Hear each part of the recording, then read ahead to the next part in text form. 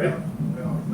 Welcome back to Spirit Squared. I'm Andrew Darrington, your host. Tonight, we're here at the Humidor here in Tyler, Texas, and we're super excited with our guest that we have tonight. But before we get to our guest, we're going to thank a couple of our sponsors. We've got the Humidor, obviously, and we've got Vault Arms. Thanks so much, Blake Young and Virginia Young, for sponsoring us and helping us with our equipment and all the good things that you guys are doing for us. Red Construction, thank you, Thomas. And Martha, thank you so much for believing in us and being our first sponsor.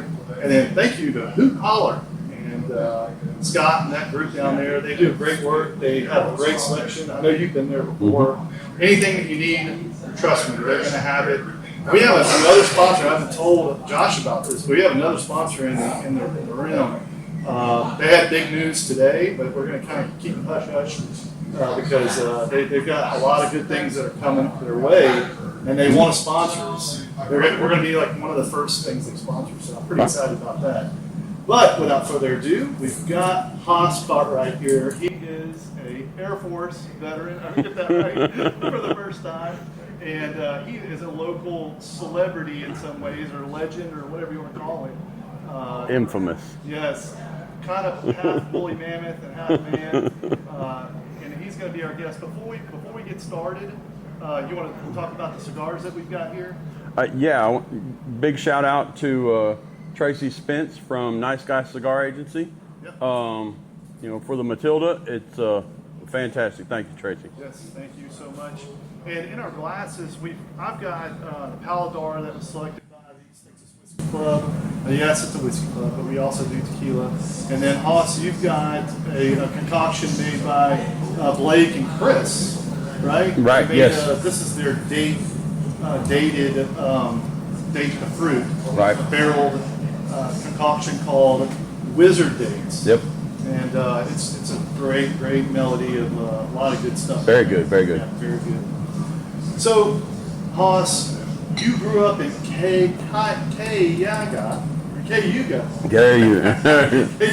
I did. What was life like growing up in Cayuga? Well, I'm a small town guy. I actually started school in Elkhart. Okay. And then transferred to Slocum, and then back to Elkhart, and then moved to Cayuga in seventh grade.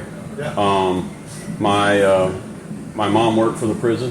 Okay. And so we moved out to Cofield Prison. So I lived on Cofield, going to school at Cayuga. All small town schools. I graduated with, I believe, 42 or 43 people. Yeah, 64 here. And so small town, and living on the prison, I had thousands of acres to go and run and gun and do whatever we wanted to, my little brother and I. And then my friends, Sean West and Eric Summers and Jimmy Joe Atchison, we all grew up out there together running and gunning. There was a bunch of us out there. It was good, until I left the small town world. I didn't realize how good I had it. Yeah. When you mean running and gunning, did you guys have ATVs going? So we had, four-wheelers and motorcycles, and we got to go down to the bottoms, Catfish Creek, and do whatever we wanted. We hunted down there. We rode motorcycles. A friend of mine had a Jeep, and we would just, off-road and do whatever we wanted. And nobody bothered us. And we didn't have to worry about anything like today. I mean, we just went. Yeah. Probably have a shotgun in tow.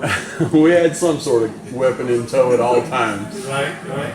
So you graduate and you head off to college, right? And your college career is pretty interesting. Well, it was a dance. My coach, Coach Shedd, he had played ball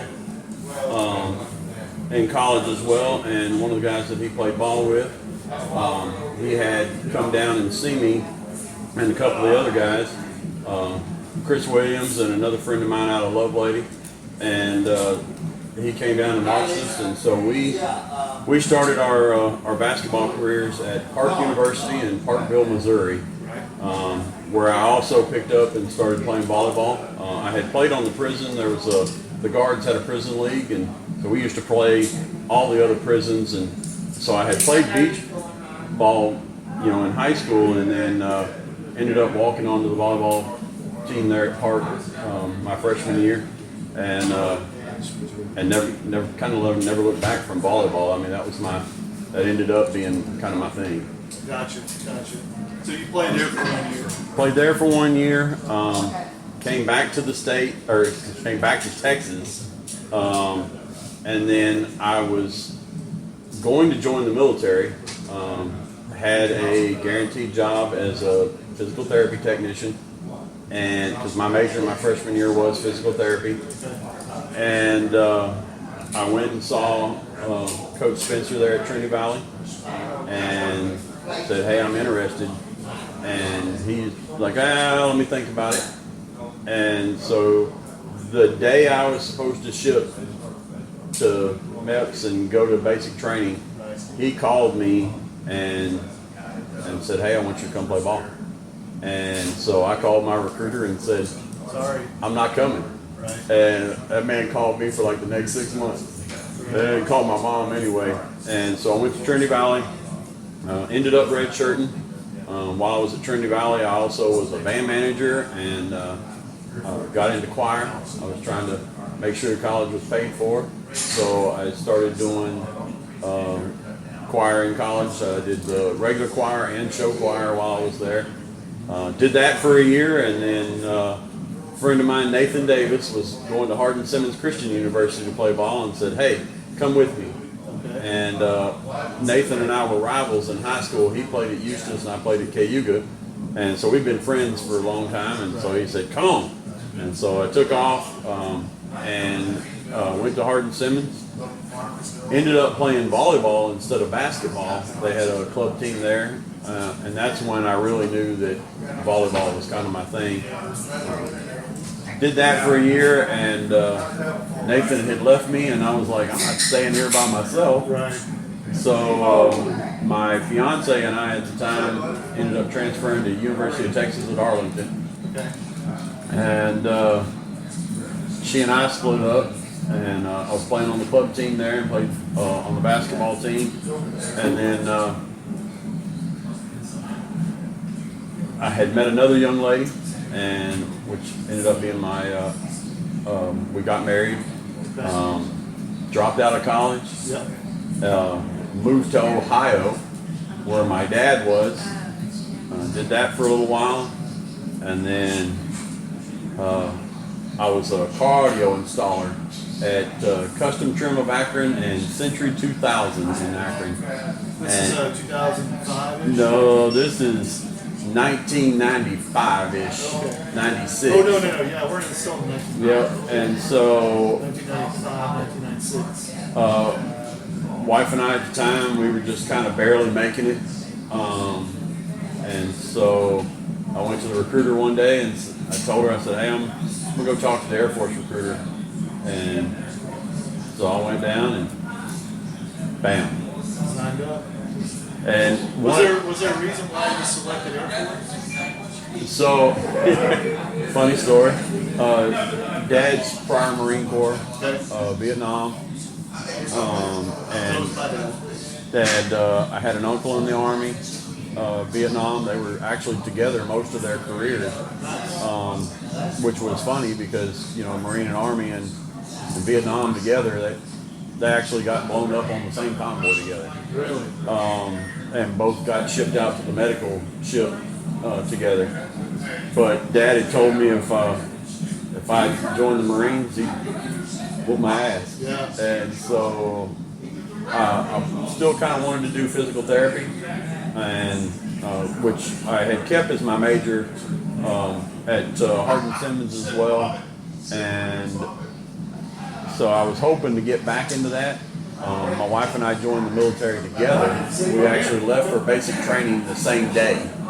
Okay. And so it was, I was hoping, but I went in, we both went in open general.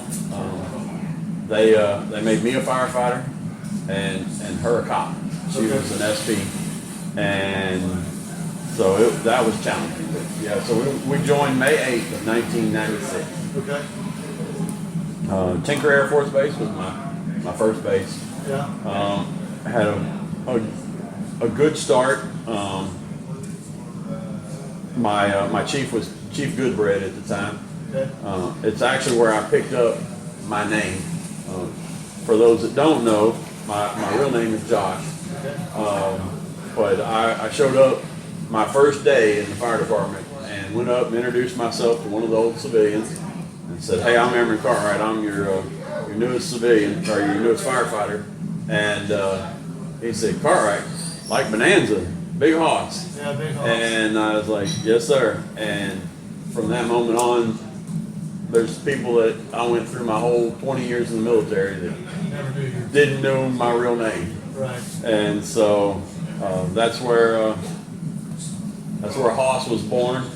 And I did. You did basic at Tinker? No, I did basic in San Antonio at Lackland Air Force Base, and then tech school for firefighting was at Goodfellow in San Angelo, which just so happens to be where I retired out of. So I started there and ended there, Yep. which was a huge blessing. While I was at Tinker, it was a whirlwind.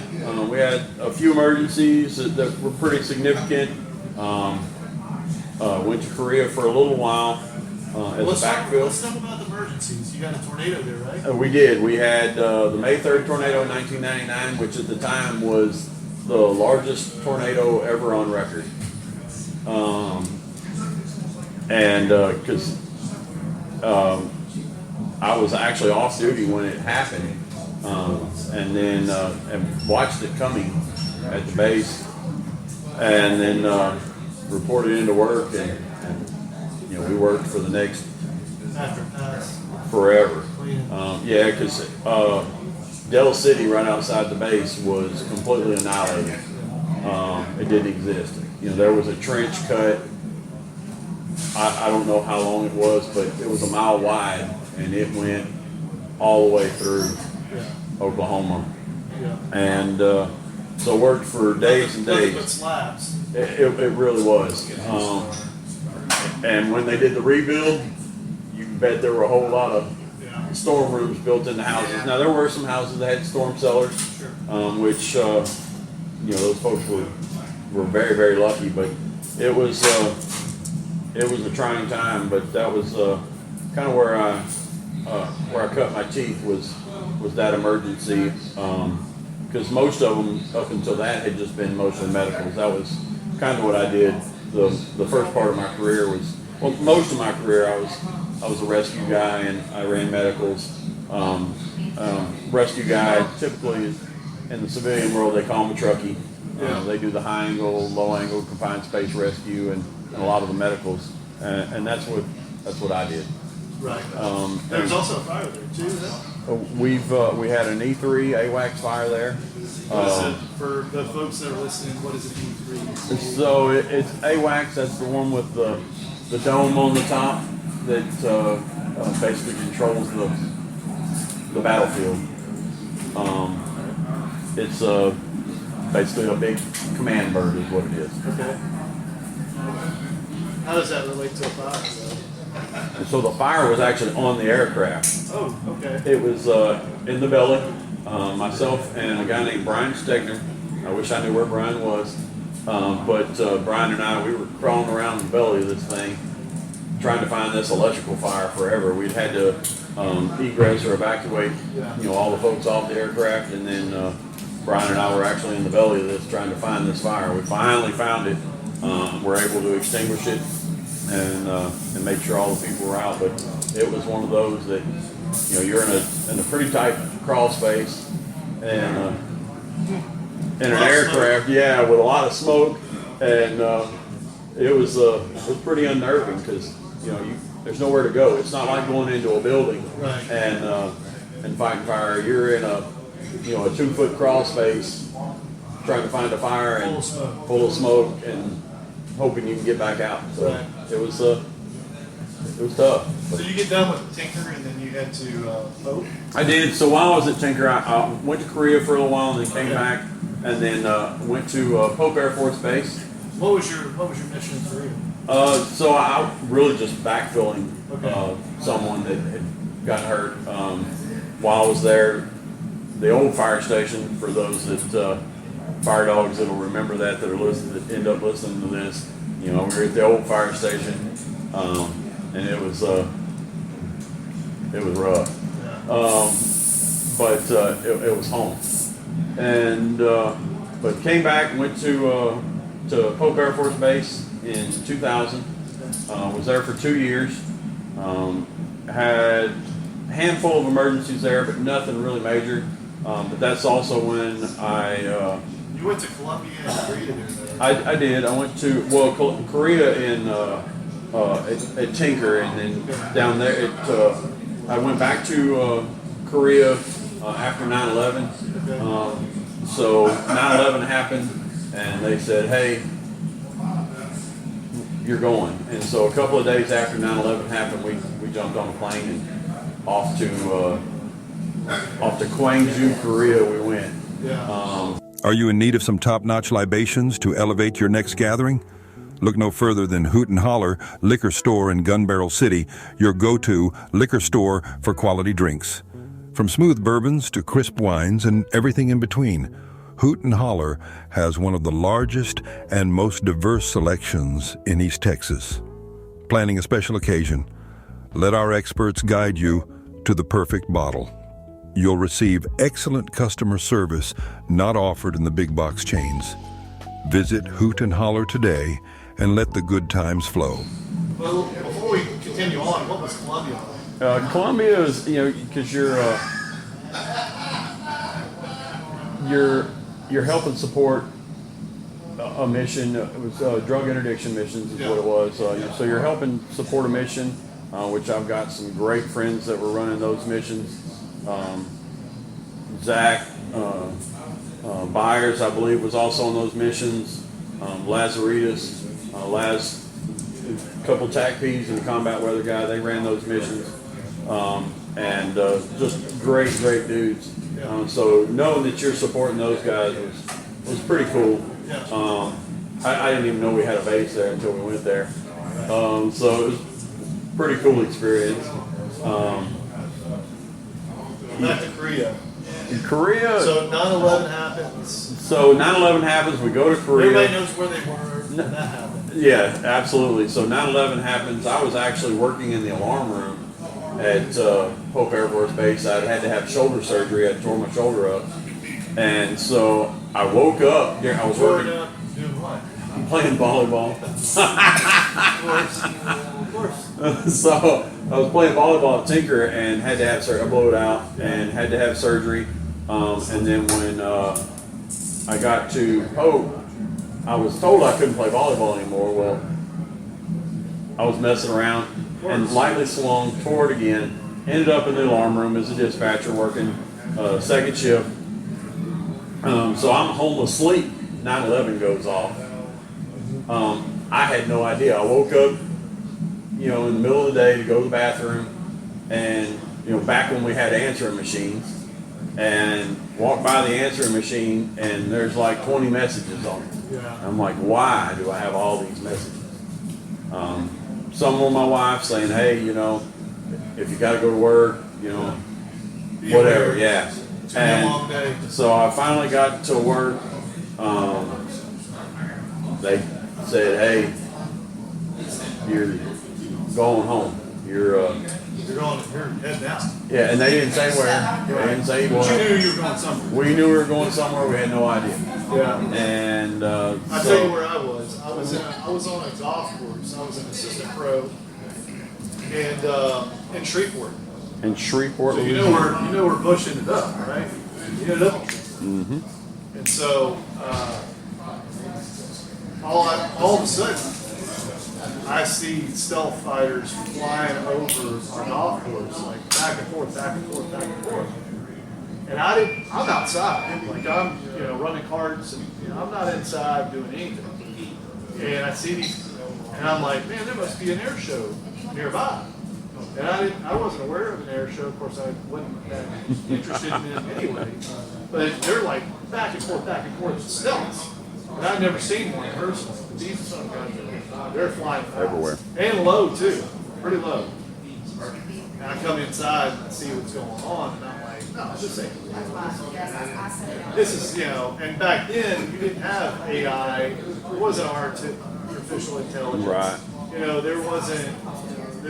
It was pretty hard to fool somebody in that big scale. Mm-hmm. All we had was, America's, Laughing or something, the show that had like funny clips. Oh, America's Funniest Videos.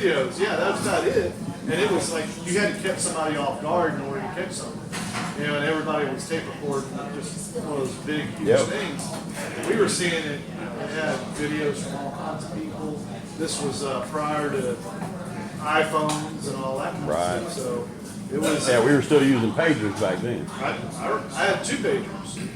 One for people that I knew, and one for people I didn't know. One for each side of the hip. Yeah, and bag phones. Well, bag phones predated 9/11. Right.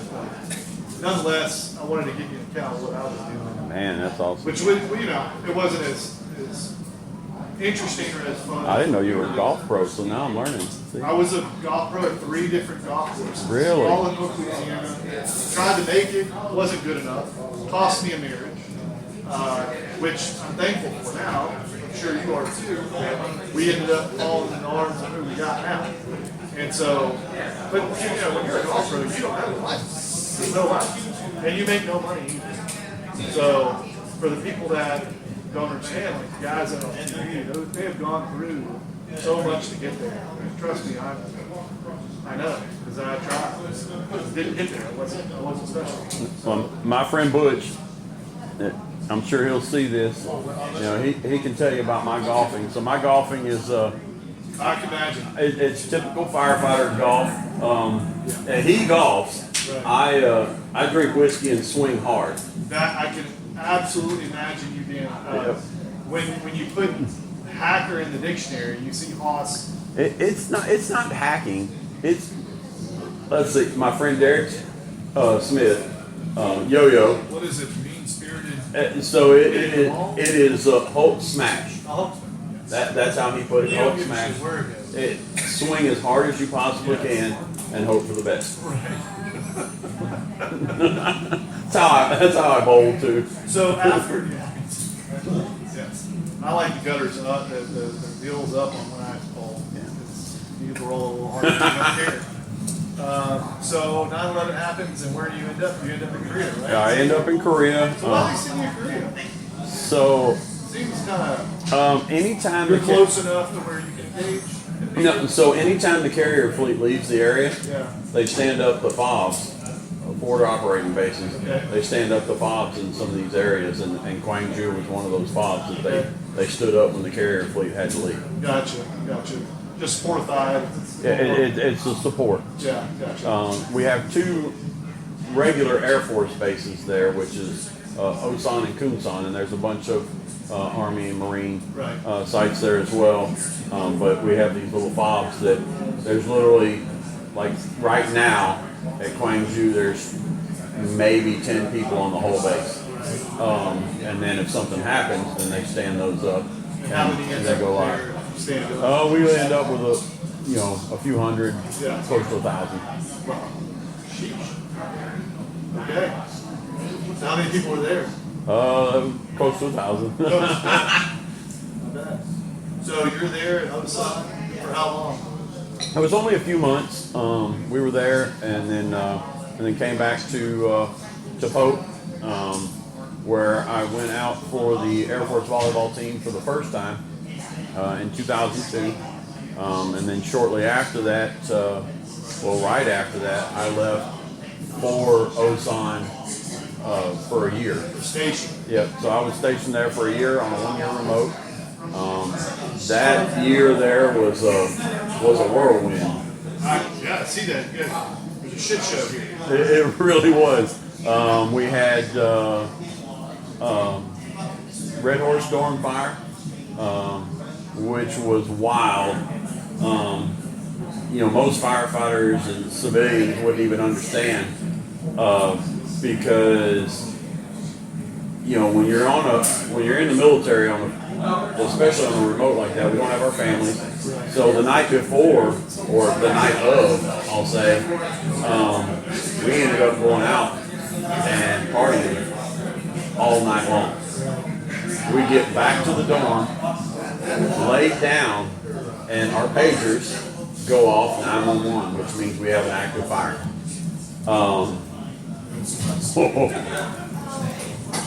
So we go, I'm trying to wake everybody up.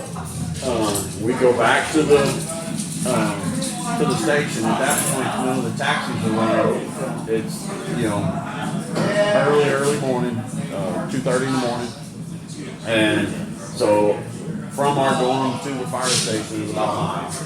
So we're walking by, we end up walking by the dorm that's on fire. We help out there. I probably did some things I shouldn't have done, but talk about it. Get back. You can't phrase it in a way that we can hear? No. No, but I mean, you literally have a whole bunch of drunk off-duty firefighters responding to work to go to a fully engulfed second and third floor dorm fire. So you say you did things like you risked? I probably shouldn't have done. Yeah, I risked some things that I probably shouldn't have. It is. It can be. But without getting people in trouble, we don't want to go that far. Yeah, but some of those guys aren't. I mean, we're not naming names. This was, a lot of years ago. It was a lot of years ago. But went to the fire station. I was the NCOIC of the alarm room at that point of dispatch. So I had to make all the notifications to everybody. Greg Russell, amazing guy. He was the deputy PACAF fire chief. I called him, and I believe it was Chief Donan at the time, who was the PACAF chief. Called them, let them know, hey, we got this working fire, and it's bad. Then we had that fire, and it did go. It was wild. Yes, true. But it was. It was good. It really was. But everybody got away safe. It did. Nobody died. There may have been a couple people hurt. Cannot confirm nor deny. But it was good. It all started from a dehumidifier in a second floor day room that it caught on fire. There were some things that shouldn't have been done that caused it. It rolled out. The doors were external doors, rolled up. The third floor doors were propped open, rolled into there. So it was wild, but nobody was killed. A lot of people were saved. It wasn't. So we had that fire. You had some crime. You had two fires and a couple crashes. So we had another fire. We had another dorm fire for a new dorm that was being built. Again, I was off duty. I actually showed up to the fire carrying a beer.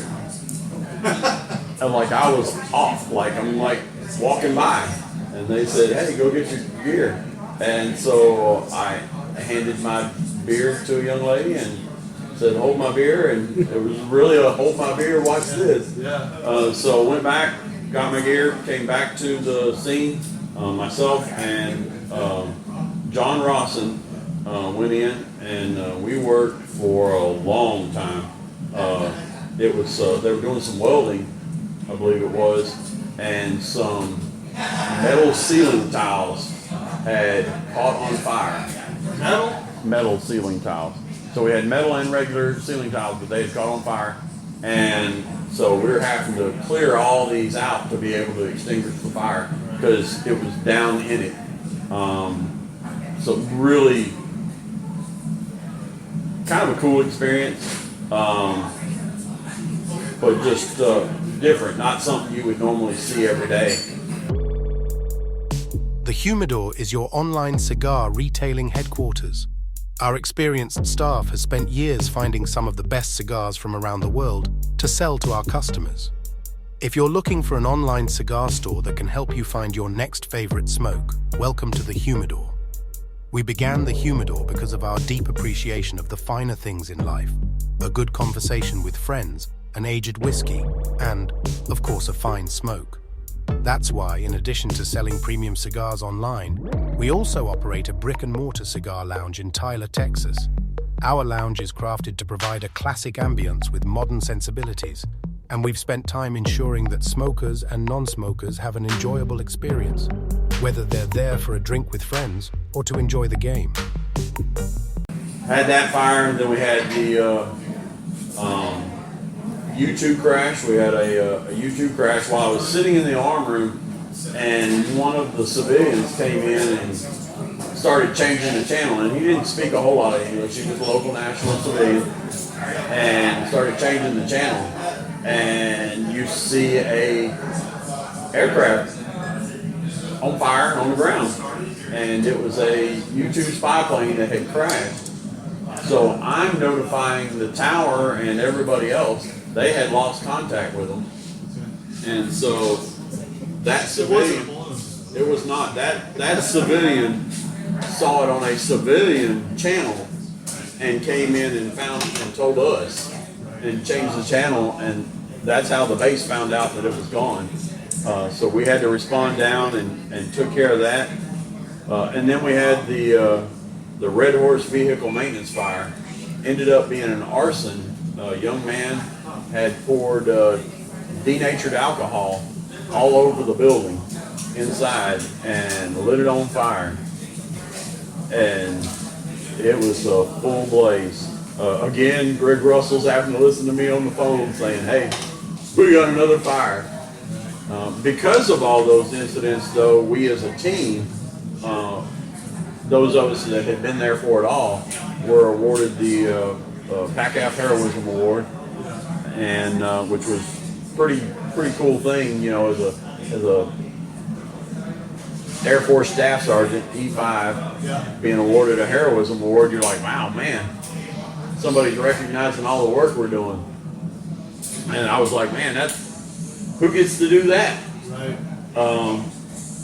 Does that an award like that? Does that change the way you're viewed at your base or amongst your peers? Amongst your peers, it is for those that know. You know, later on in your career, most people forget. Yeah. But initially, everybody's like, "Oh wow, y'all did that." I remember you guys had all these different things. Yeah, you had that F-16 crash too. We did. We had an F-16 crash, and it was pretty wild. We had an exercise.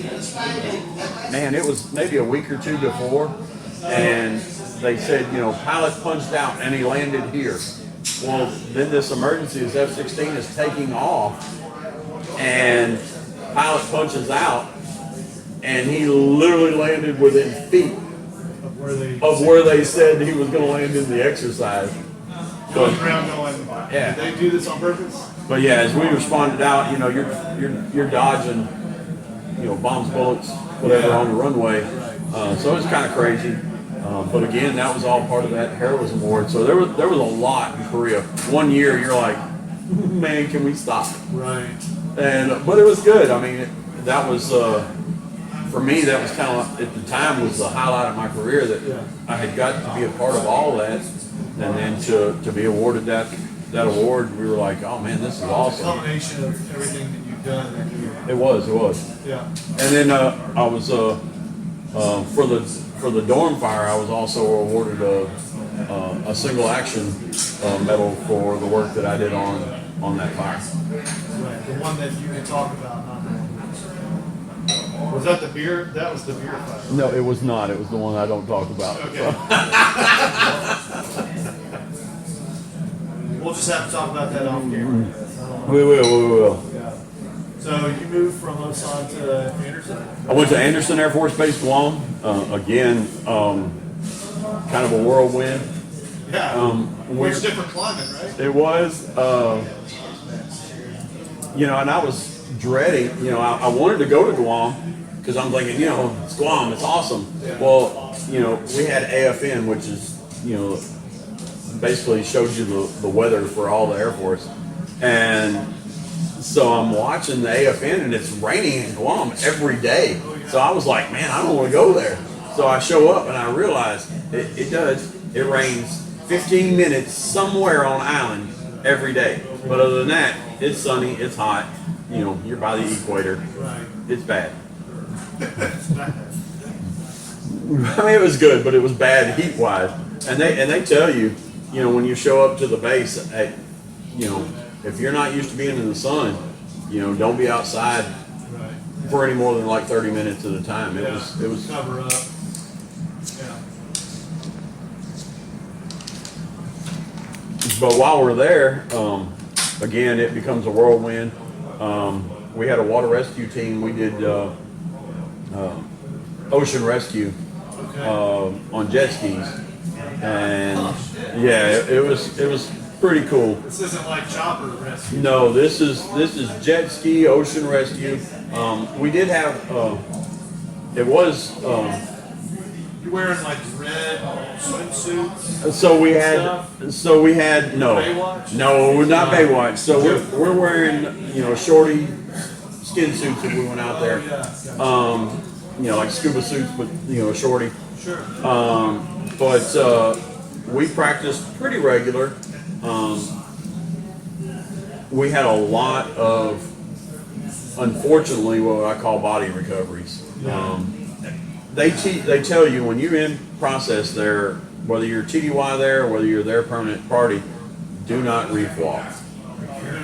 Reef walk. So there's a natural reef that circles Guam. Don't reef walk. Reef walk. And people would still go out there and walk on the reefs. Tide would either come in or go out, and people would get swept over. Sucked in. Yep. And so once they went over, especially if they tried to swim back to the reef, they would end up getting pounded against the reef. They would go down. They'd get the washing machine effect, and you'd find them a couple of days later. They'd pop up, and so we're searching for them. So we had a bunch of those while I was there. Mostly nationals, or were they? They were everybody. Okay. And so People on this R&R, they're out there. They don't know. people that were stationed there, you know, active duty real guys, you know, guys that were working every day.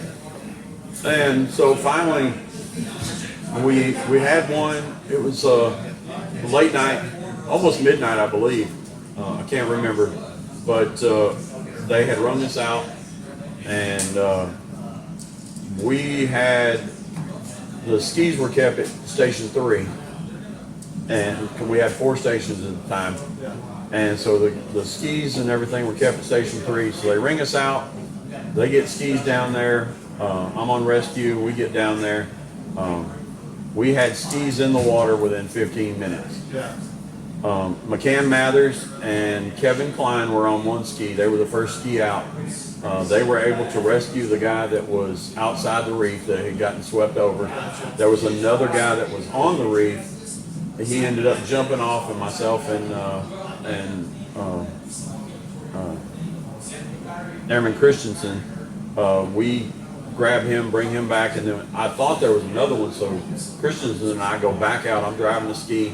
We go back out searching until McCam and Klein come out and get us, because I'm looking with a light, like, where is this other guy? And there wasn't one. The danger with that was this reef has a cut that's maybe 10 or 15 foot wide. It's not very wide, and it's not marked, and you're at night, and so you can't see. So you basically lined up from a tree on the shore and went straight out from that and hoped for the best, that you didn't run into the reef on a ski. It was the first time we had ever put skis in the water at night, which was... That wasn't anything simulated? It was not. We had never practiced it. We'd never done anything, and it was very frowned upon by leadership at the time when we did do it. Well, I was the team lead, so I took a beating afterwards. And then when the base paper came down to do the article, to do an interview, then we're heroes. Right. And so that article went into the Guam paper, then also went into Air Force Times, Airman Magazine, and so we as a team were awarded another PACAF Heroism Award. So in my career, I was awarded 2. As far as I know, when I retired, I was the only firefighter to ever have been awarded 2. There may have been others, but as far as I know, I was the only one that was ever awarded 2. Well, to me. But really cool experience. And all those guys have gone on to do big things. Airman Christensen, which was riding on the back with me, he's gone on to be a fire chief, and he is also, or was also, part of the not NFPA. I can't think of it off the top of my head, but he went on to be one of the teams that went out to inspect other bases to award them accreditation. And so those guys have gone on to do great things. And I don't know where McCam is. I know where Klein is. He's back home. But most of us that were involved in that incident, those guys have gone on to do great things. Yeah. And super proud of them. Yeah. Vault Arms is your premier destination for all things firearms. Extensive selection of handguns, rifles, shotguns, and accessories. Knowledgeable staff to assist you in finding the perfect firearm to fit your needs. State-of-the-art gun range equipped with the latest technology for a safe and thrilling shooting experience. Take advantage of our professional shooting instruction and training programs suitable for all skill levels. Host your next group outing, corporate event, or bachelor party at our spacious and secure shooting facility. Committed to promoting responsible gun ownership and firearm safety. Fully licensed and compliant with all state and federal regulations. So you get done at Guam and you head to Kadena, right? I do. I head to Kadena. Kadena was... Good thing I got this card. There's a lot to talk about here. There is. While I was in Guam, we also went to Sri Lanka for the tsunami recovery. And that was a pretty cool experience. Also kind of disheartening at the same time. A lot of recovery there. Well, it wasn't just that. We're handing out bags of rice and stuff, and the Navy's there, and we're trying to support these folks. And they're handing out bags of rice to these folks, and then the Sri Lankan government is catching them 100 yards away and taking the bags of rice from them. So everything we were giving them, they were taking away from them. So that was pretty disheartening. But just the work that we were getting to do there was really cool. But yes, after that, went on to Kadena. Largest base in PACAF. I believe the second largest in the Air Force, next to Eglin Air Force Base in Florida. And just a lot of things went on. Deployed there. That was my second trip to Iraq. Last Thursday, as I posted, was my final return from Iraq in 2007. That's when we left. Really awesome team. We deployed a huge team out of Kadena to go there. We also had some Army firefighters there with us and some other bases, but just a really cool experience and great firefighters. Had some wild things happen there as well. We had a hunter crash that we recovered. We had another crash that we had lost some folks. Hunter is an unmanned drone. Gotcha. Small, that the Army runs. When it comes in, it doesn't have any brakes or anything. It has to catch a little portable barrier. Well, it missed the barrier and ran off the end of the runway, so we had to go down and recover it. So cool things like that. We had another crash. We stayed on base for the most part. We did run Rams missions, which a firefighter from Abilene at Dyess Air Force Base, he passed away on one of those missions, and we were able to honor him though in 2010 at the National Fallen Firefighter Memorial in Emmitsburg, Maryland. So really cool experience, which I was on the honor guard that got to go induct him into the national. What kind of mission was it? It's called a RAMS mission. It's a Rapid Air Mobility mission. So there at Balad, or LSA Anaconda, depending on when you were there, it had an inner and an outer wire, and we would run rapid air mobility missions for not only our own people but local nationals that had been attacked by their own people. Right. So what does that look like? What is it? I don't know what a RAM mission looks like. you get on a helo Okay. and you fly out and you triage or you do whatever you need to do to make sure the people come back.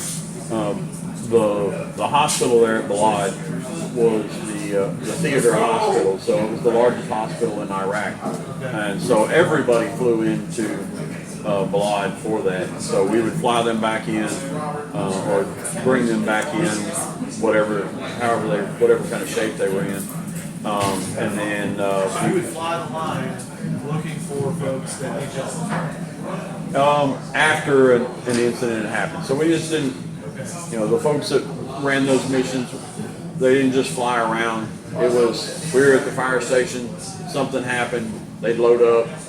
We had a Stokes basket there with a generator on it and like a combi Hirsch tool. I think it was a Hamatro is what we used at the time. But we had that, had our med bag, and then you jump on a helo and fly out. There was usually a PJ with you, and a couple of firefighters and some other either special ops or Army guys that would be with you to provide cover. So it was interesting. I mean, Go into bad places, do bad things. do bad things, Yeah. cover what you could. Yep. How many of those RAM missions did you go on? I only went on one my whole time. Yeah, That was enough. that was plenty. Yeah, I was for the most part the Army firefighters that were there with us. They did those missions. Staff Sergeant Harris at the time, he was the lead Army firefighter. He and his guys would do most of those missions. Crazy stuff. Yeah, I mean, and good guys. Yeah, sure. In fact, Sergeant Harris and I were stationed at Goodfellow together later on, years later after that, and he went on and did great things in his career. So pretty cool. Other than Iraq, you went to Columbia again, right? Did Columbia again while I was at Kadena. Again, supporting the drug interdiction mission. Pretty cool again. We had a lot of people came and hung out with us at the fire station because we had this huge water bladder for an alternate water source that ended up being our swimming pool. And so we hung out a lot in the swimming pool. Right. But it was again pretty cool knowing what you're doing there. So what does a mission look like for drug interdiction? So for me on that, especially when I went the last time, nothing.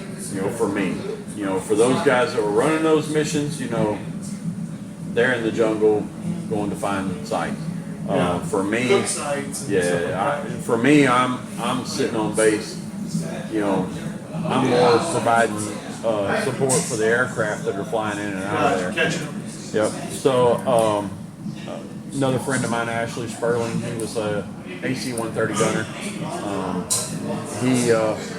When we met in 2002, he had done Overwatch for us when I was in Columbia the first time. And so those kind of guys, when they come in, we're making sure that the airfield is secure for them, and if anything happens to their aircraft, an in-flight emergency or ground emergency on the aircraft, we're supporting that. Right. So that's what we do on base. Gotcha. As Air Force firefighters, that's typically our mission, is to support the aircraft. The Air Force is a little different from the other services when it comes to the fire department for the military firefighters, because we do structural, aircraft, medical, hazmat. We do everything. As to where a lot of the other services, like when I was at Kadena, the Marine firefighters at Fatima, they only did the airfield. Okay. So we had a swap program where we would allow them to come over and work on our base, and we would send some Air Force firefighters down to cover them. That way they could get that experience that we had. Because when you go through fire school at Goodfellow, it's the DoD Fire Academy. All services go through there, and they all get all the same training. Right. But when we get to the field, we don't all get the same experience. Sure. Got that. And so we did that so they could get that structural and medical experience that they never would have gotten in the Marine Corps. Yeah, gotcha. And so really cool experience. Yeah. So you're done with Kadena. Yeah, when I got back to Goodfellow. I did. I got back from Iraq. I was pretty broken. Chief Remedies was my fire chief in Iraq. He was my fire chief at Kadena as well. He got picked up as the Air Force functional manager for fire protection, and so he left, and we got in Chief Gonzalez, and Chief Remedies knew I was pretty done and asked me if I would take over logistics at Kadena. So I did. So when I got back from Iraq, I was the supply guy for the fire station. I took care of the budget and everything for the fire department. But because of that, I knew I didn't need to be on the floor anymore. Put in for instructor duty. Thought I was picked up for instructor duty. Showed up to Goodfellow Air Force Base thinking I was an instructor. I was at the fire school, and I was checking my virtual MPF to make sure everything had switched from Kadena to Goodfellow, and it had, but it showed me as a military training leader, which for the other services is a drill instructor, but not like basic training drill instructor. So I was a military trainer. They moved me over to be an MTL initially, but because I was already at the fire school, they allowed me to go through BIC, which is the basic instructor course, to get qualified to be able to teach. They allowed me to still go up, do my practicum, get qualified to teach, and then I would go up once a quarter and keep my hours current. And while I was still being an MTL, my supervisor at the time was Chris Clark, great friend, amazing senior NCO, and still a great friend. But he took good care of me. At that point, I was having more issues mentally. I was ended up going into a mental institution at UBH in Denton for a month and a half, almost 2 months, prior to my youngest son's birth, to try and get things squared away. You're still married to the same person? I'm not. No, I'm saying through this process. At that the woman point, that you were married to when this I am not. no, I'm saying no. you were at the time? No. Okay. No, I'm. Right, but I mean, No. your son is born from the lady that you meet while you're in service? While I was in Okinawa, it was a lady that I met. Okay, gotcha. So, we had gotten married in Okinawa. We skipped that part. We did. So There you have a son that's about to be born, right? Is that what you said? at that point, yeah. So he's about to be born. His birthday is 12/12/12, and He's 11 now. He's awesome. Yeah. He lives here in the States? He lives in White House. He splits time with me and his mom, 50-50. Gotcha. He was with me for the last 2 years, full time, and now that his mom's retired Air Force, she's in White House, and so we split time 50-50 with him. So I have him Monday, Wednesdays, and Fridays, and Monday, Wednesdays, and every other Friday, Saturday, and Sunday. His mom has him Tuesdays, Thursdays, and every other Friday. Would you say that you were, when you're going through your recovery, and your God, you said the word broken. Broken, yes, broken. Was it? I know it wasn't being away because it sounds like you enjoyed your service. Like you had a lot of great times. You know a lot of people. You're naming them by name. I do. I had career-wise, and the people I met, fantastic people. Yeah, you speak highly of them. Yes, but during my career, I lost a whole lot of people. That's what it was. It was. And so I made the mistake, and not even just the people I lost. You just saw some bad things. So like I was talking about, body recoveries in Guam. You're talking about guys that come up that don't have any skin on them. Right. And so... Yeah, my dad was trained master, or you probably get chastised, a yard master, train master, one of the two. And it called on a lot of derailments, or crossing accidents, where the train hit a vehicle. And one of the reasons why he didn't want me to be in the railroad is he knew that I had a lot of leadership traits, and that I would probably aspire or want, climb to that, ascend to that role, or similar role. And then obviously having the lineage would be a easy passing there. So I remember him telling me about a couple of those instances. And he wasn't graphic about why, he was graphic about enough. Right. If that's clear enough for you? Yep, it is. And there was one incident and I remember him telling me some graphic details about it. And that was enough for me to say, I need to take a step back because I don't think I'm prepared for that. I can do it, but like you're saying, you're changed because your life lost, connections, the investment, and then your connection to families, to friends, and hearing their stories, and all that kind of stuff. It's taxing. Well, and that's one of the things that's difficult with. Well, pour some of this 133 from. I snagged a little. I did. So one of the things that's difficult about doing it in the military is,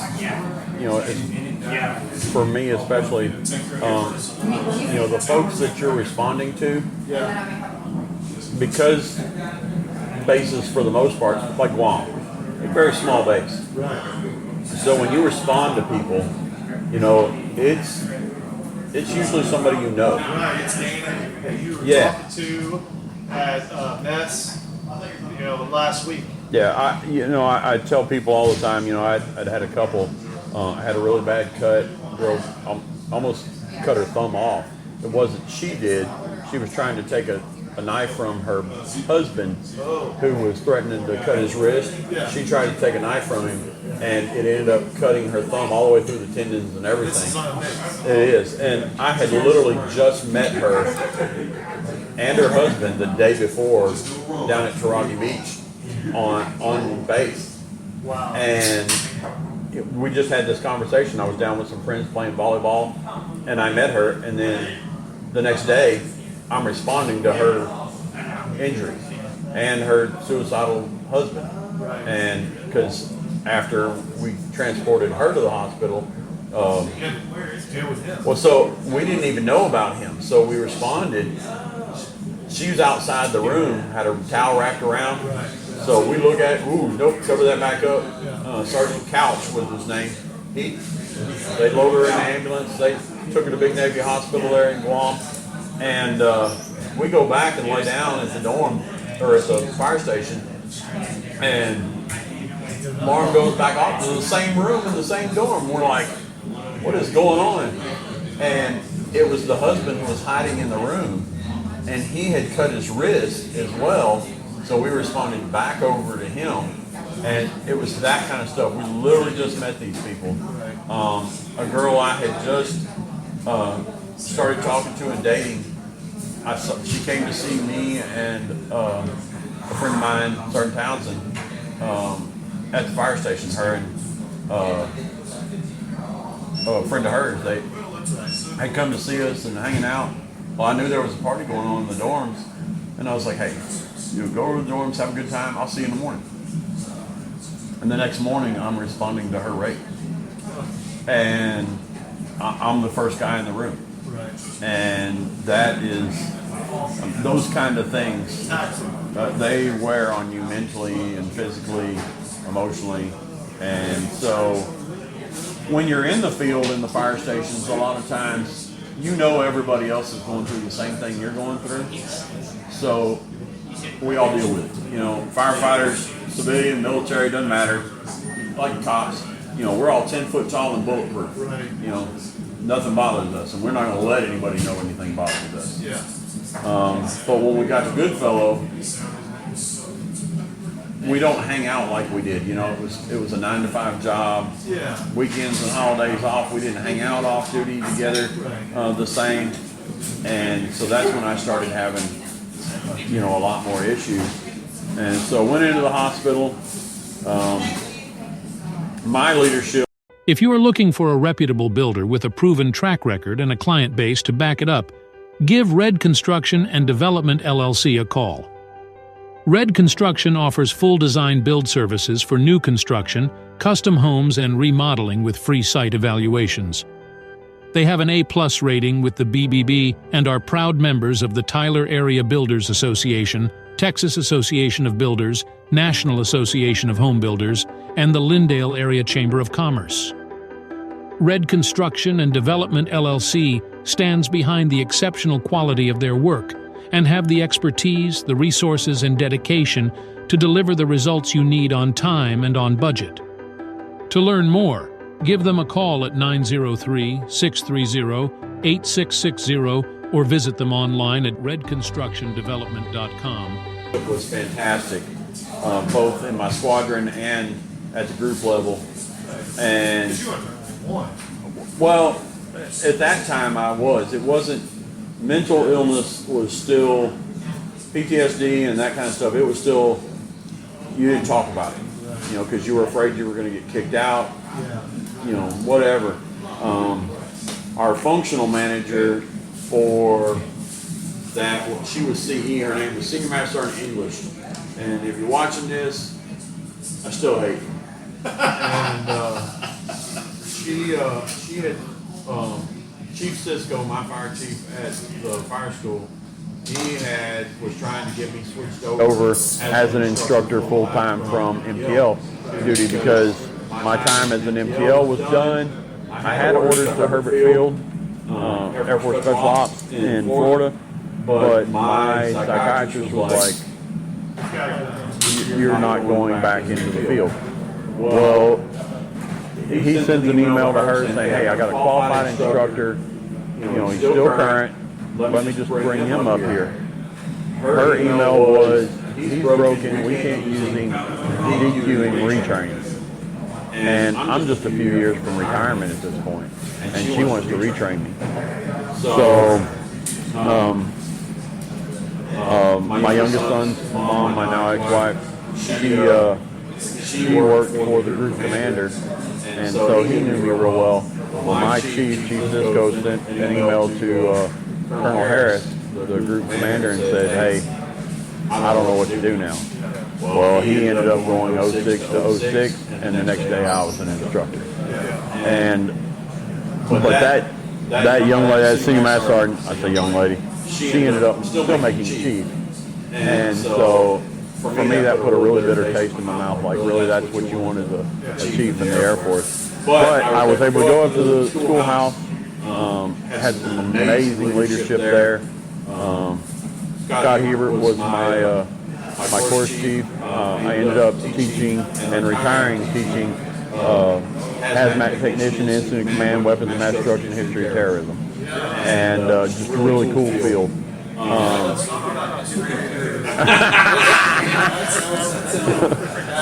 Well, it can be. We would teach about things like Fort Dick, where they had tried to go in and bomb at the Army-Navy football game at Fort Dick. And so we would teach about those things. We would teach about, clandestine lab, the meth lab. And we did a lot of really cool scenarios. So just an awesome time there. I spent, I was from 2009 to 2016 when I retired. I was there at Goodfellow. And again, it wasn't supposed to be, but because they didn't want to send me back to the field, and those guys took really good care of me. And in that time frame, I had been stationed in Korea with one of the guys, Byron Ball. I was also there at Goodfellow with him. Big shout out to Byron Ball. Just an awesome dude. You need to meet him. So he is a world record holder. He holds the world record for the fastest time for doing 7 half marathons on 7 continents in 7 days. And not a little guy. Bigger, stocky firefighter. 7 days. So they would fly them. They would run a marathon or a half marathon, depending on what you were doing. He was doing a half marathon. You would run your half marathon, get on an airplane, and fly to the next continent, and run your next half marathon. Yep. And so awesome. He just got back. I believe he's back in the States. He just got back from Scotland, running a ultra marathon over there. So just an awesome dude. So you really need to meet him. He'll be here next. Veterans Day. He's going to come and speak at my wife's school as a guest speaker for Veterans Day, and I always bring him up here, so I'll make sure you guys meet. Just a really cool dude. So. But I met some awesome, during my career, some fantastic people, and they took really good care of me and treated me amazing. It was always, especially when I was an instructor, any of my former students that see this, they're going to tell you that, there was always story time with Hoss. And so it was, that was one of my things. I told stories, but I also tried to tell stories that were relevant for what you were going to be doing in the field. I think that maybe carried It did a little bit. I'm a storyteller. I do like to talk. A little nervous on here, but I'm not used to being interviewed. But I like to tell stories because I've been lucky enough, as a lot of my friends, we've done some really cool things. We don't always talk about them, and especially the bad stuff, right? You keep a lot of that stuff bottled up, and even the good stuff, because then sometimes you feel like you're bragging, you're boasting, you're whatever. Right, and there's been some guys out there that they're idols to me. I mean, I mentioned Jason Byers earlier.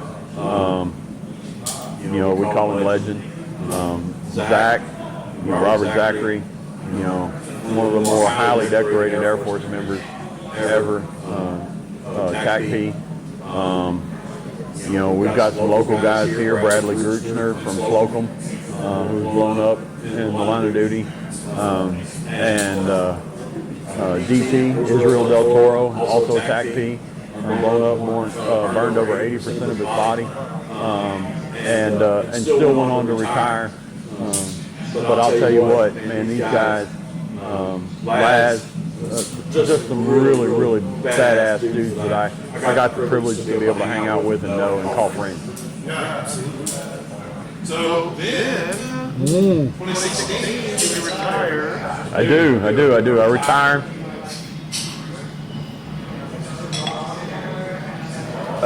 How old were you when you retired?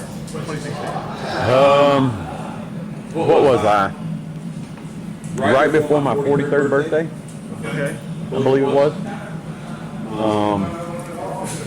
It was, and I was pretty broken. Had a whole bunch of surgeries. Of course, now I'm up to number 19. Still got a couple more to go. Three on the shoulder, and the rest have mostly been on my legs. So some from work, some from sports. My crippling accident was playing volleyball at Goodfellow. Guy came under the net. I landed on him and destroyed both legs at the same time. So they had already been damaged before, and it just, that was it. Yeah, so I went from being a pretty decent athlete. I do. There's days I get around really well, and there's days that I don't get around as well. But now on the athlete side, there's some guys out there. Sam, if I screw up your name, it's Klingstock Nimsathomenon. We call him Sam. Sam, if I screwed up your name, I'm sorry. But one of the greatest volleyball players of all time. And not a tall guy, just phenomenal. Our coach, Malu Seguillo, and his brother Yeti, and then Tom Clements, Dr. Tom Clements. If you ever get a chance, look up Dr. Tom Clements, one of the most phenomenal mathematical geniuses ever. And he really wants to be normal, but he's just not. So Tom, I love you, but you're amazing. But true physical specimen, but just one of the most, he is a true mathematical genius. But So as we transition from retirement, you want to rinse real quick? You don't have to. No, I'm good. I brought a special tour for us to talk about your retirement. Oh, man. You transitioned from the Air Force, military, Did. to OSHA, right? So I had a couple of jobs before OSHA that I didn't tell you about. But yes, I transitioned out. My first job out of the military, I went into safety. One, because I'm too old. So as a safety man, yes, safety guys are never loved, right? But I went to work for Okaloosa Gas down in Florida for a few months. And then took off for Puerto Rico doing the storm recovery as a safety man working under Foreman Electric, which was under Fluor on that contract. And so really, working at Okaloosa Gas was good, but for a safety man, especially just getting into safety, going to Puerto Rico, so, of course, It's a place that you need to go. It's not welcoming that much. it is not, right? I did not realize how rough. Well, they're still kind of been out of shape about how things happen. Because, they fired us, they thought we were safe. And we shot on them. This 400 years ago. Okay? This is long time. And they're still really lit, but they enjoy all the American images. The iPhone and now one thing I didn't realize until we went there, we decided to go there, was that they have more cars per capita. Any place all over the world. They're like, you do not want to drive there. You want to take a cab or Uber. They have great Uber service. Yeah, especially when you're downtown area. Yeah. If you're in San Juan, okay. So it was an awesome experience. It really was. A lot of castles there. We enjoyed doing that. A lot of diving nearby. And that was one thing, I'm a scuba diver. I started diving in Guam and Okinawa, And so going to Puerto Rico, I was sad that I didn't get to because it was just a really, that ocean is beautiful over there. Well, on the eastern coast, I can't remember the name. If I thought long enough, I probably figured it out. But there's two islands off the eastern coast of, course, Puerto Rico that both have the bioluminescent beaches. Oh, really? So at night, I did not know that. yeah, at night, there's only like 7 of them in the world. And they host 2 of them that at night they glow. So The beach does? yes, well, the plankton. Right, the plankton on the coast there. So you have one that has a very long one, and you have one that's a very short one. It's smaller. Right. And but you have to make it so it's not a full, so it's like no. Right. So that way So you can see them. and you can see it all. Oh my goodness. I researched the hell out of it. I wanted to do it, but you have someone come through and they shut it all down. So they abbreviated your trip. Anyway. Oh man. Now I want to go back. For retirement, I bought you a Weller 107. The Weller 107 is my favorite anyway. So So Weller 107 is a weeded bourbon. Right. It's finished at 107. It's made by Buffalo Trace. A lot of people know this. In Frankfort, Kentucky. This particular barrel is, we refer to it as NCF. We know a bunch of acronyms now. Right. For the military. This is non-chill filtered, which means Right. no filter. This is straight from the barrel basis. So if you let it sit, then it's going to get that cloudiness to it. Absolutely. And a lot of people say that NCF adds some flavor to. Have you ever had it? I have. Have you ever had both? I have not. So they don't do a lot of these, and you pretty much are a little generous. No, you are. Oh yeah. Don't do Osborne. No more. Man. We'll get to that here. Okay. All right. This is a good word. See? Look at that. No, thank you for having me. All right, so yes, I think you'll enjoy that. Oh my goodness, that's good. That is phenomenal. I'm doing that bottle.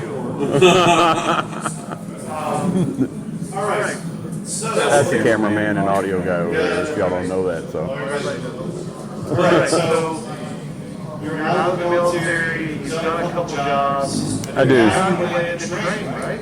Yeah. So I come back from Puerto Rico. I moved back to Texas, and I go back to school at Texas A&M. Or Texas A&M Extension, TEEX, up in Mesquite, who I was already an adjunct instructor for on the fire side. But I went back on the safety side. They have a program called COSHO program, Certified Safety and Health Official. They offer both a COSHO in construction and general industry. So I took my RV up to Mesquite, actually in Terrell, set my RV up and used my GI Bill, and for 3.5 months I knocked out every OSHA class humanly possible, right? It was, I mean, stop it.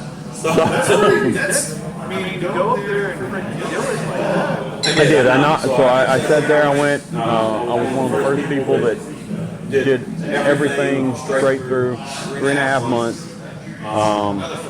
Another first. Woo-hoo. Look at me. And lots of first here. But yeah. So come back. One of my main instructors. His name was Frank Crossheim. He went to work for OSHA like a year after OSHA became OSHA. And so he was kind of a mentor to me and said, Hoss, I think you ought to apply for OSHA. And so I'm like, okay. So I did. I applied for an opening for OSHA in Little Rock. Arkansas only has one OSHA office as to where Texas has multiple OSHA offices. Got interviewed. I was still in my classes at TEEX had to leave class one day. I was like, hey, I got to run out to my truck. I got an interview. So I'm sitting in my truck doing a telephone interview. And so I had an interview with who is currently the area director for Dallas, Fire Army Ranger, and my assistant area director for that office, retired Air Force. So two military guys on the call with me. So we do my interview, and it wasn't 2 weeks later, I get a phone call with an offer. And I had just had an interview with Texo, which was basically a safety training organization out of Dallas, and they had offered me a position as well, but then I got offered the job for OSHA, and I'm like, man. And I hated turning down the job with Texo. Those guys were awesome. So any businesses up in the Dallas area that looking for a training organization or oversight agency, I highly recommend Texo. But OSHA offered me a job, took that job, took my fifth wheel up to Arkansas, was staying in my fifth wheel up there, but was still coming home on the weekends. My fiance, now wife, is here in Palestine. So I would come home we actually met online. So we had we did. So you get your recommended friends on Facebook, and she came up as a recommended friend, and we had like 30 mutual friends, most of them from Slocum. So I was like, how do we have all these mutual friends and I don't know you? And so we started talking from there, and that's how we got together. There's a lot of people that I know that may not admit it, they met their significant other. They were enough matches for them, held them, to come on. Yep. And they take the next step. Next thing you know, you have a conversation. A lot of times I find that, especially when you come back to a situation, with you, it was military, for me, it was wars, where it's like a puzzle piece that fits, and they're not anything like you thought you would want 10 years ago. Yeah, this was my only wife that is non-military, and so it was big change for me. Yes. And then they end up being the perfect match. My wife and I are polar opposites. My wife and I are we're pretty much the same on a lot of things, other than they're very family oriented. Like she talks to her family a lot. I talk to my family once every few months. Not that I don't love my mom and my little brother. My dad has passed away, but we just don't talk. We're just not that close. We're just not. So that's the one area that we differ, because her and her daughter, or her and her mom, they will talk 3 or 4 times a day, and I talk to my mom and my little brother every 6 months. We get together on Thanksgiving and Christmas, and all right, we're good. But that's one of those things that where we differ. But for the most part, when it comes to life, she is much more driven than me. She is. I'm not. At this point in my life, I've started to slow down. Now, I do have some aspirations, and we're still moving forward, but she won't put it out. But she was accepted into her doctoral program, and she started a few weeks ago.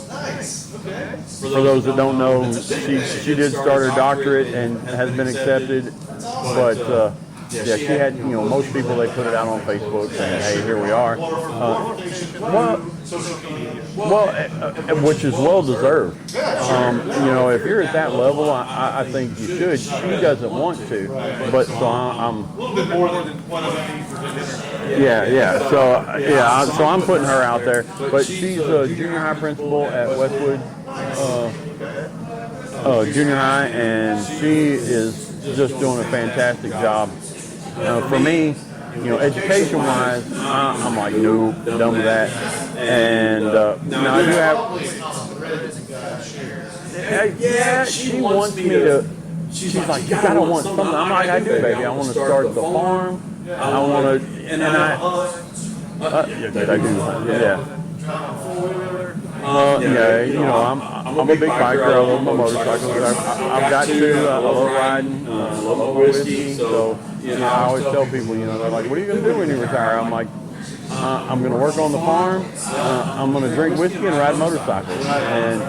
But it is, right? So I have, right now I'm at 358 days to retirement. And we're sitting on 14 acres. And so we have chickens and miniature donkeys right now. But we are looking to start a new, so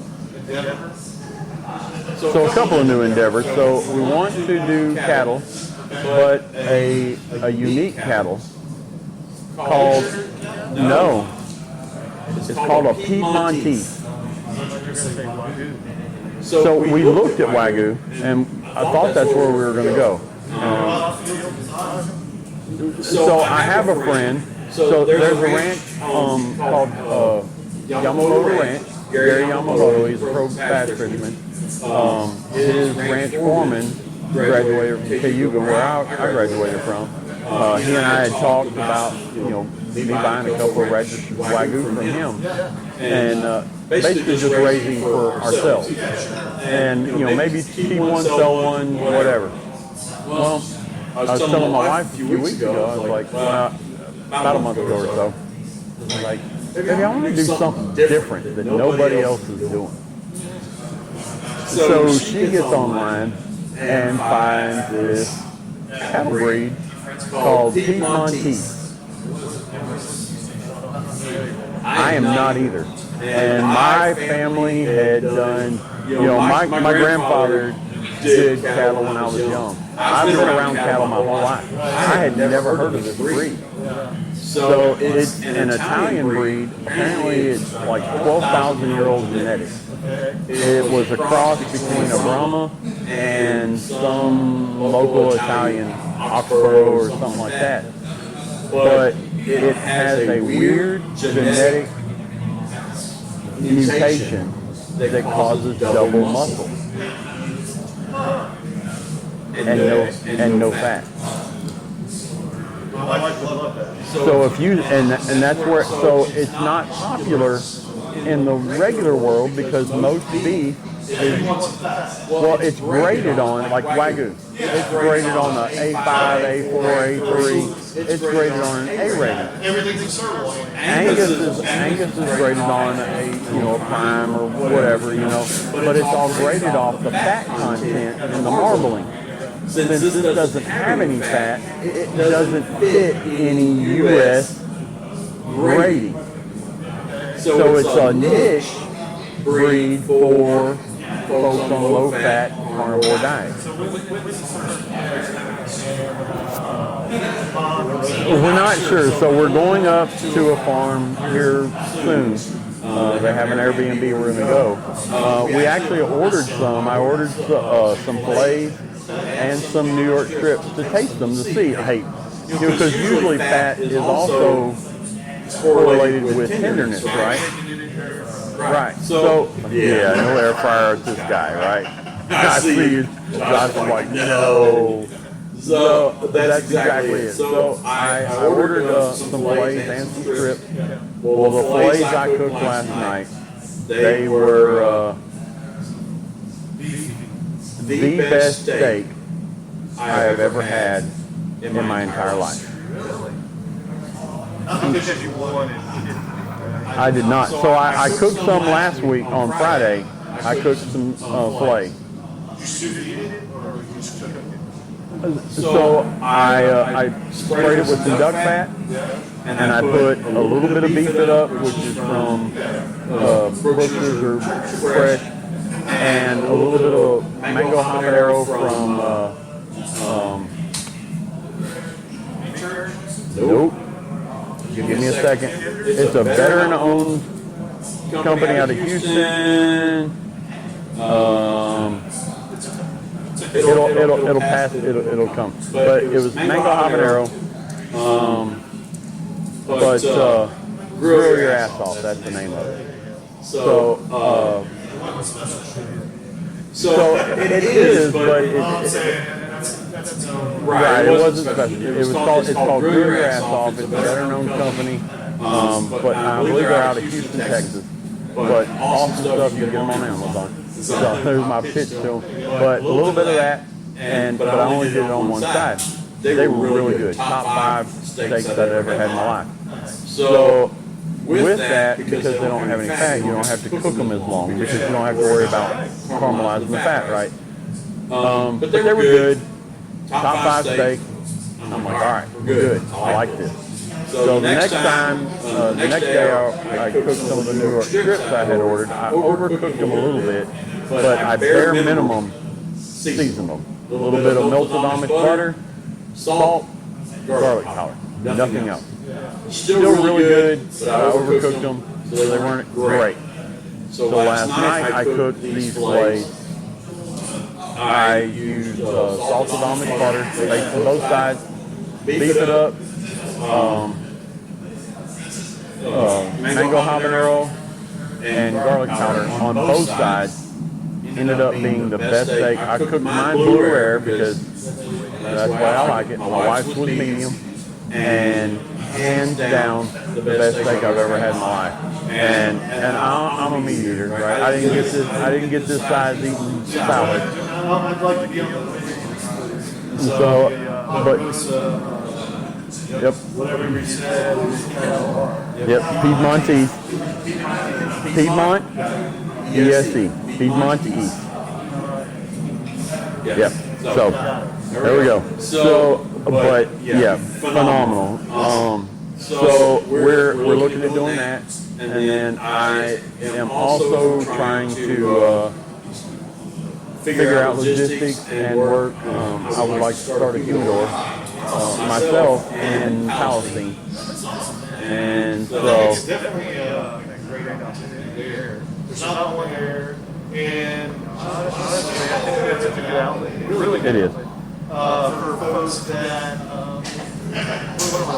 It is. The other thing I've considered, and Jason Jackson from Axe and the Oak, who one of the owners of Ta. I think it's still currently the owner of Ta. I don't know how that's played out so far. no comment. Okay, so but Axe and the Oak Distillery, Jason is amazing.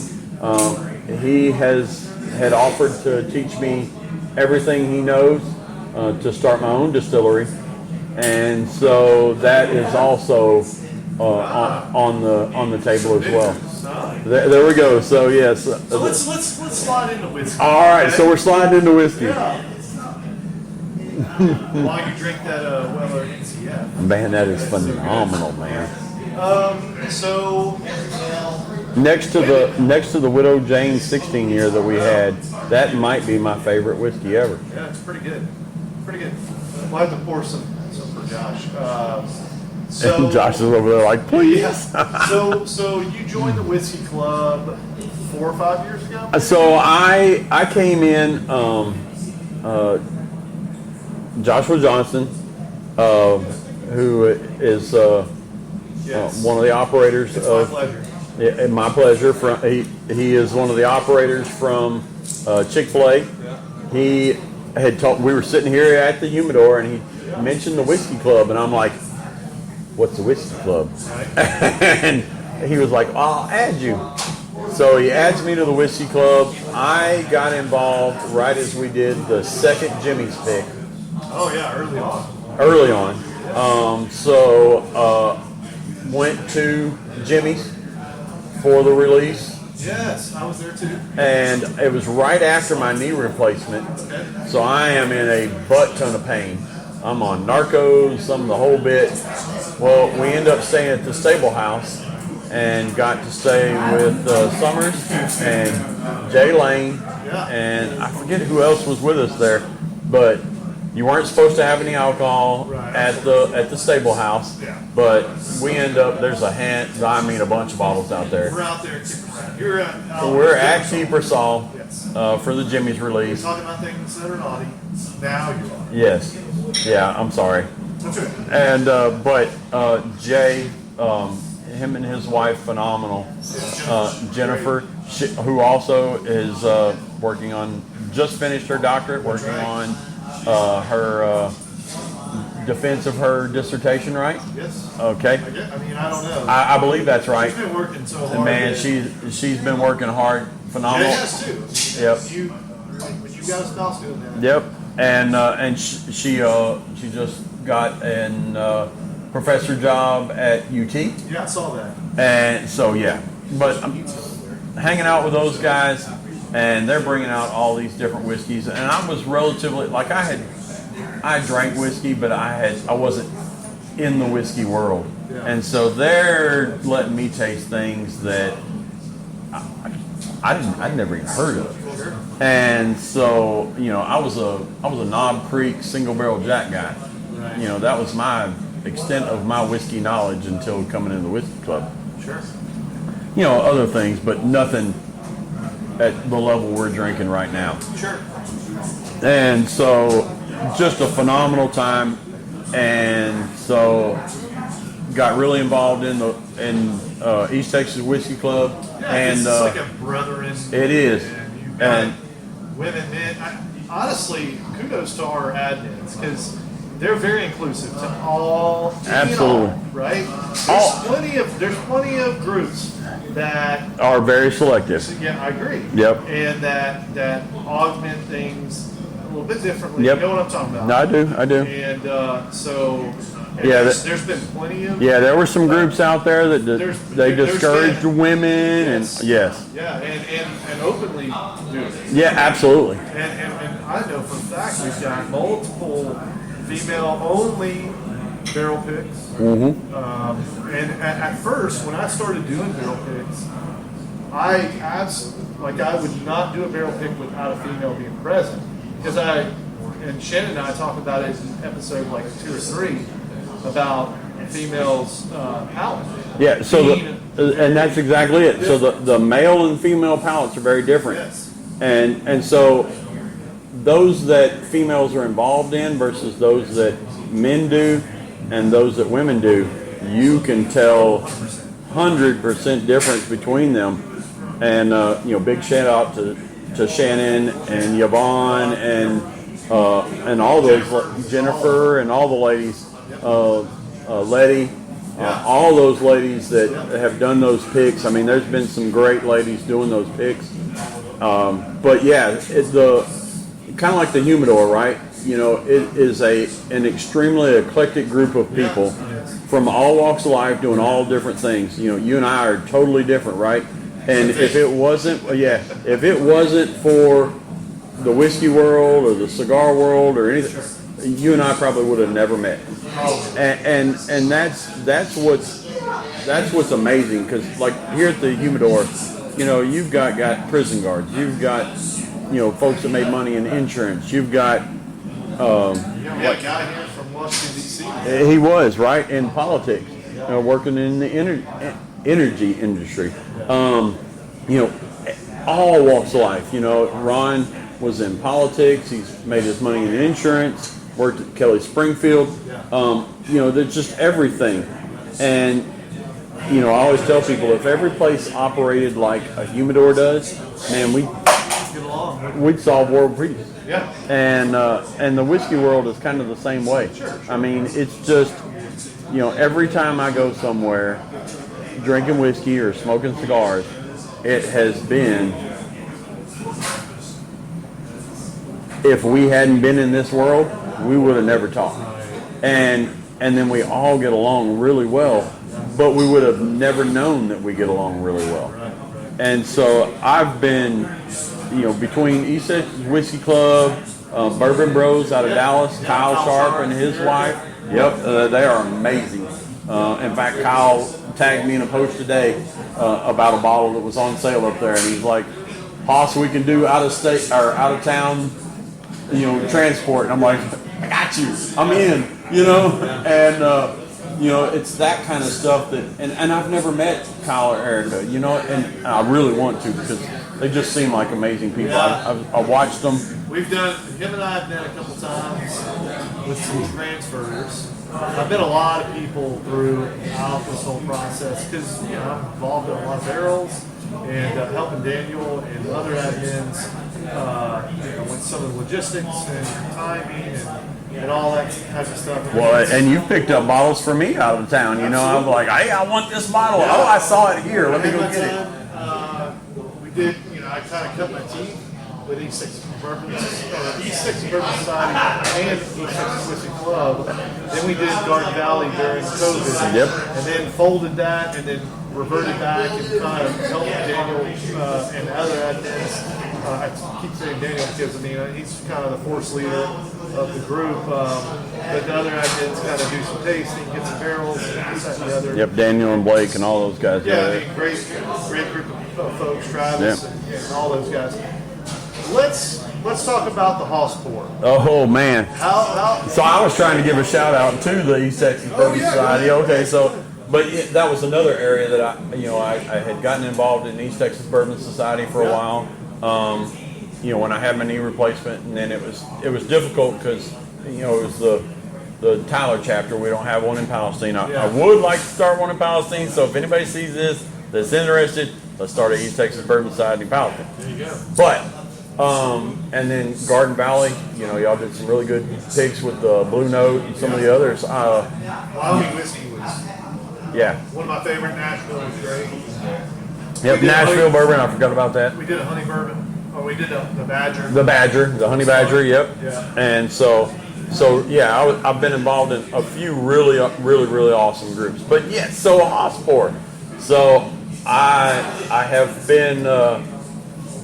We talked about my physical limitations at times, right? So I have been known to pour one Generous.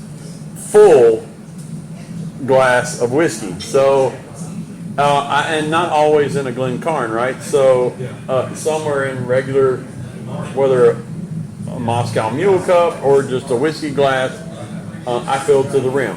Yeah. And so, one, because I don't want to get up and refill again. Right. So walking on an E. Yeah. So, and two, because, I really like whiskey.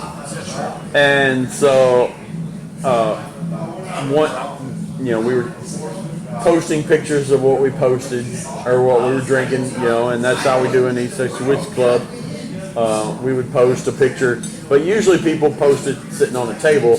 I usually post it with me, and because I'm vain, I don't know, but I fill it up, and I believe it was Justin Holt. I believe he's the one that said, "Man, that's a hashtag Hoss Pour," and so the hashtag was born, and so hashtag Hoss Pour, it's a real thing. It did. It turned into a meme. Then Letty and her husband, they actually made labels for me. Yeah, with the beard and everything in it.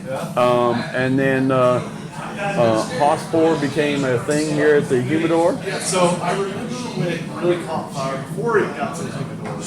And I was part of some communications with admins. I never wanted to be an admin, but I was part of the communications. And I did a lot of barrel stuff for them. And that's kind of where I wanted to be, on the fringes of just kind of like the grunt work. Right. And then I turned it over to them.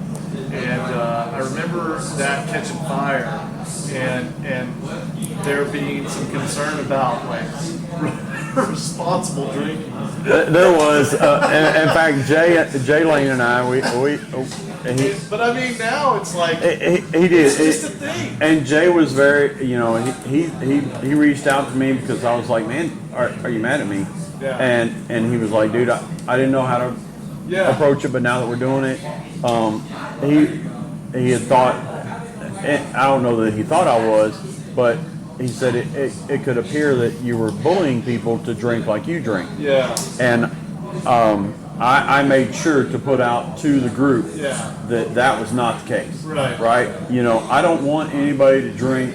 I drink at home usually. Sure. I'll have a drink or two up here, and that's it. But we're not pouring hot. Right, we're not pouring hot sports. Right. But you typically, I'm drinking in my recliner at my house, and I didn't want anybody to feel like I was pushing them to do. Don't pour what I pour. And so it was a concern. Jay and I are good now, but he was concerned. It's really turned into you were on the Facebook page. I was the East Texas Whiskey Club background photo. Yeah, for a while. Yep, from A lot Tom. of people know who you are, what you're doing. Right. Some of your backstory, maybe not all of it, but some of it. It's just cool to see someone so genuinely come across, because you're not afraid of like who you are. I'm not. There's no sugarcoat here. Right, and I've got a friend at work. His name's Robbie Lee. He's one of the unit managers, and he calls me 100. Yeah, well, 100%. And what's cool is I've been in a lot of settings with you and your wife, and even your son. And where it's just like, hey, you're gonna get me the way I am, but it's so cool to see how many people gravitate to you. I think some of it's the beard, some of it is the posting, some of it is just the genuine nature that you come across. You're gonna say it like it is. That truthfulness can be lacking in a lot of ways. In our society nowadays, and so just frankness, but I think a lot of people understand, like, hey, look, if I build a relationship with this guy and we're on the same page, maybe not necessarily on the same level, because a lot of us have traveled abroad or done the same type of thing that we've done, but there's a genuine respect that there's a friendship there that's probably more valuable than some others. Yeah. Does that make sense? It does. Through the Whiskey Club, and through that, I've met some great people. Spencer Denman, Denver Dyers, Jason Williams and his wife Summer. Those guys. There's a whole lot. I don't want to leave anybody else out, but. I mean, there's been some really, really awesome people that I've met that I know I would have never met before. And funny, oddly enough, like Jason Williams and I, he's a firefighter and I'm a retired firefighter. There's other fire dogs in the group. For those that don't understand what a fire dog is, that's just a slang term for firefighter, because we really are dogs. We're horrible people, but in some ways. It's been a really, really cool